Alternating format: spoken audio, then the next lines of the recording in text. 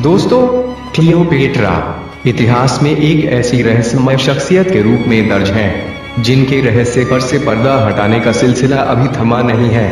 उनके बारे में कहा जाता है कि वे जितनी सुंदर थी उससे कहीं ज्यादा चतुर, षड्यंत्रकारी और क्रूर भी थीं।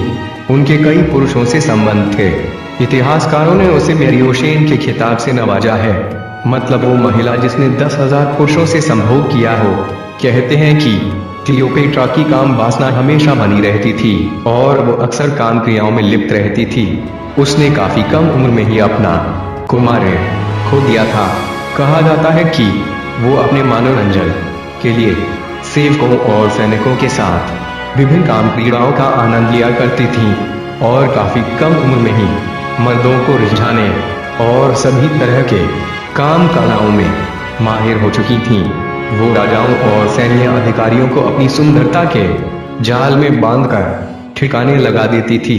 इतिहासकार मानते हैं कि उन्होंने एक सर्प से खुद को अपने वक्षस्थल पर कटवाकर आत्महत्या कर ली थी और कुछ मानते हैं कि उनकी मौत मादक पदार्थ के सेवन से हुई थी। रानी क्लियोपेट्रा शायद प्राचीन काल की सबसे प्रसिद्ध महिला है। हर कोई उसे उसके अविश्वसनीय सौंदर्य तथा जूलियस सीजर और मार्क एंटनी के साथ उसके प्रेम संबंधों के लिए जानता है, लेकिन हम केवल अनुमान लगा सकते हैं कि इस महान शासिका का जीवन वास्तव में कैसा था।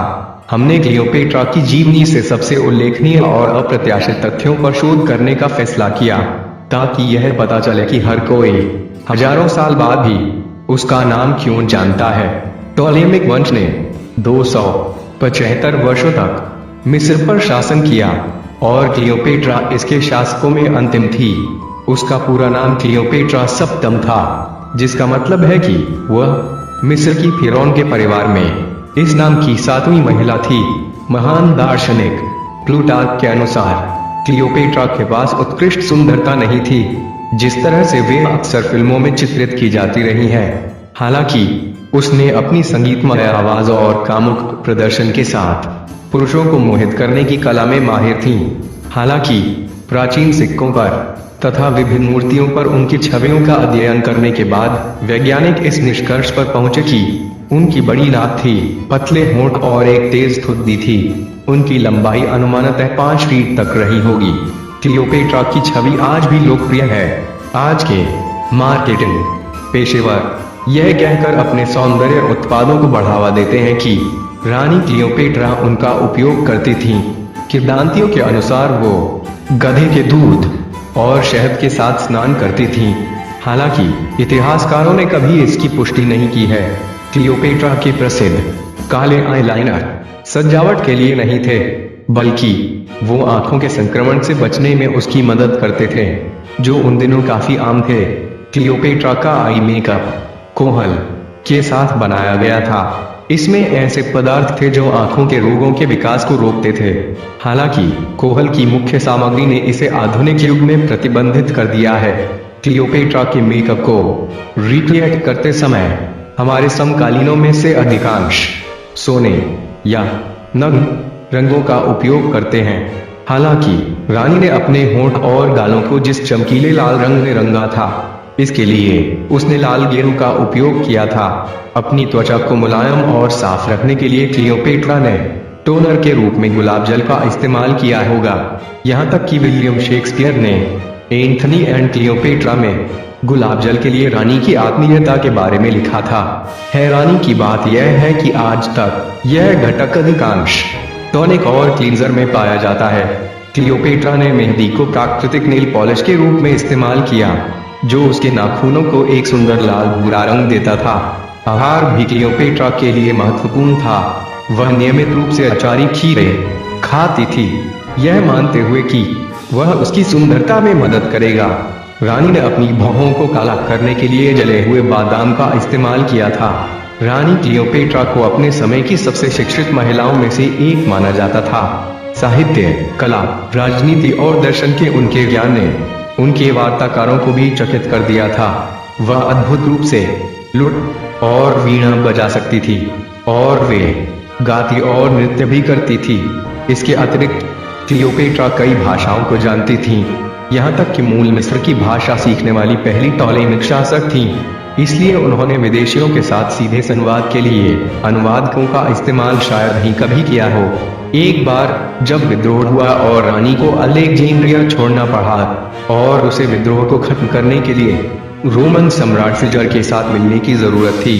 क्रोधित भीड़ से बचने के लिए क्लियोपेट्रा सीजर से मिलने के लिए महल में चोरी से एक बिस्तर की बोरी के अंदर छिपकर पहुंची थी। कुछ किस्सों में वर्णन है कि वो एक कालीन में छिपकर पहुंची थीं और जब कालीन को खोला गया तो उसमें से क्लियोपेट्रा लुढ़कते हुए सीजर के कदमों में प्रस्तुत हुई। तो उसकी चालाकी से प्रभावित होकर रोमन सम्राट उसके प्यार में पागल हो गया। बाद में सीजर के आदेश के बाद क्लियोपेट्रा की स्वर्ण प्रतिमा को वीनस के मंदिर में रखा गया और उन्हें एक देवी के रूप में पूजा गया। बाद में रोम के लोग सोचने लगे कि सीजर क्लियोपेट्रा के बेटे को अपना वारिस घोषित करना चाहता है। कुछ अफवाहों के अनुसार इससे उनके खिलाफ एक साजिश हो गई, जिसके परिणाम स्वरूप सीजर की दुखद मौत हो गई।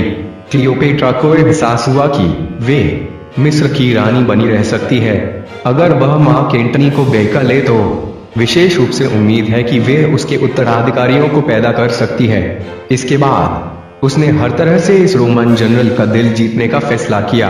क्लियोपेट्रा को पता था कि मार्क एंटनी खुद को ग्रीक देवता डायोनिसस के रूप में कल्पना करता है और उन्हें प्रभावित करने के लिए उन्होंने ग्रीक देवी एफ्रोडाइट की तरह कपड़े पहने हुए मार्क एंटनी के सामने प्रस्तुत हुई और जनरल को तुरंत उससे प्यार हो गया।